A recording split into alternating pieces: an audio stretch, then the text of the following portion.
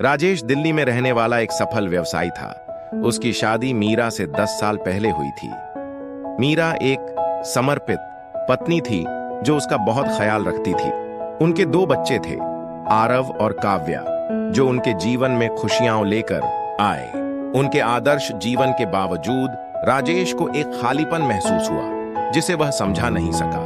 एक दिन राजेश की मुलाकात एक कॉरपोरेट इवेंट में प्रिया नाम की एक युवती से हुई। प्रिया बोल्ड, आत्मविश्वासी और राजेश की किसी भी पहचान से अलग थी। उसकी हंसी संक्रामक थी और उसकी खूबसूरती मंत्रमुग्ध कर देने वाली थी। राजेश ने पाया कि वह खुद को इस तरह से आकर्षित कर रहा था जिसे वह नियंत्रित नहीं कर सकता था। उन्होंने पेशेवर नेटवर्किंग की एड में नंबरों का आदान प्रदान किया। जल्द ही उनके संदेश व्यक्तिगत और इश्कबाजी में बदल गए। प्रिया राजेश की वैवाहिक स्थिति के बारे में जानती थी, लेकिन उसे कोई आपत्ति नहीं थी। राजेश प्रिया के साथ ज्यादा समय बिताने लगा और अपने परिवार के साथ कम। वह जरूरी मीटिंग के बहाने देर से घर आने लगा। मीरा ने बदलावों को महसूस किया, लेकिन उसने अपने पति पर भरोसा करना चुना। राजेश और प्रिया कॉनॉट प्लेस के एक कैफे में गुप्त रूप से मिलने लगे। उनके चुराए हुए पल राजेश को उत्साह और अपराध बोध से भर देते थे। उसने खुद को यह विश्वास दिलाया कि मीरा की कीमत पर भी वह खुशियों का हकदार है। हालांकि मीरा को उनके बीच बढ़ती दूरी का एहसास होने लगा। उसका कभी गर्म और खुशहाल घर अब ठंडा और अपरिचित लगने लगा। एक शाम मीरा ने राजेश की शर्ट पर लिपस्टिक का दाग देखा। उसने उससे इसके बारे में पूछा, लेकिन उसने इसे सहकर्मी की गलती बताकर टाल दिया। मीरा को बेचैनी महसूस हुई, लेकिन उसने अपने बच्चों की खातिर इसे भूलने का फैसला किया। अंदर ही अंदर उसे उम्मीद थी कि राजेश उस आदमी के पास वापस लौट आएगा जिसे वह पहले जानती थी। इस बीच प्रिया ने राजेश से ज्यादा समय और ध्यान मांगना शुरू कर दिया। वह चाहती थी कि वह मीरा को छोड़कर उसके साथ एक नई जिंदगी शुरू करे। राजेश अपनी दोहरी जिंदगी और प्रिया की बढ़ती मांगों के बीच फंसा हुआ महसूस कर रहा था।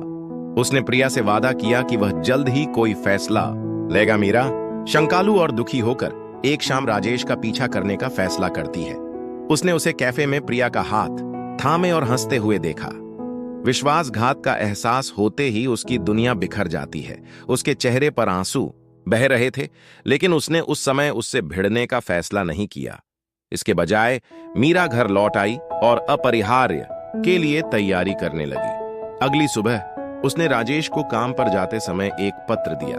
पत्र में मीरा ने अपना दर्द और निराशा व्यक्त की। उसने खुलासा किया कि वह प्रिया के साथ उसके संबंध के बारे में जानती थी। उसने लिखा कि हालांकि वह अभी भी उससे प्यार करती है, लेकिन वह धोखे को बर्दाश्त नहीं करेगी। राजेश ने पत्र पढ़ा और उसे पछतावा हुआ। उसे एहसास हुआ कि उसने अपने परिवार को कितना दुख पहुंचाया है। इस बीच प्रिया अधीर हो गई और उसने अंतिम निर्णय की मांग की। राजेश ने खुद को 2 जिंदगियों के बीच फंसे एक चौराहे पर पाया। एक शाम राजेश घर वापस लौटा तो उसने पाया कि घर खाली था।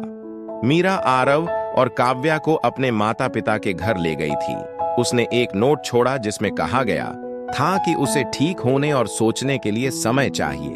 राजेश अकेला रह गया, अपनी एक बार की खुशहाल जिंदगी के खंडहरों को देखता हुआ।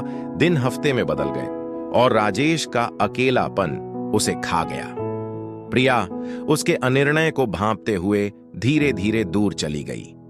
राजेश को बहुत देर से एहसास हुआ कि उसने क्षण भंगुर इच्छाओं के लिए सब कुछ खो दिया था। उसने मीरा से संपर्क करने की कोशिश की, लेकिन वह दूर ही रही। राजेश के विश्वासघात ने हमेशा के लिए उनके बीच के विश्वास को दागदार कर दिया। आखिरकार मीरा ने राजेश को सप्ताहांत में अपने बच्चों से मिलने की अनुमति दी। हालांकि सौहार्दपूर्ण, मीरा ने उससे अपनी भावनात्मक दूरी बनाए रखी। राजेश ने अपना समय आरव और काव्या के साथ अपने बंधन को फिर से बनाने में लगाया। उसने अपने बाकी दिन अपने द्वारा किए गए निर्णयों पर पछताते हुए बिताए। जिस प्यार को वह कभी हल्के में लेता था, वह अब एक दूर की याद जैसा लगता है।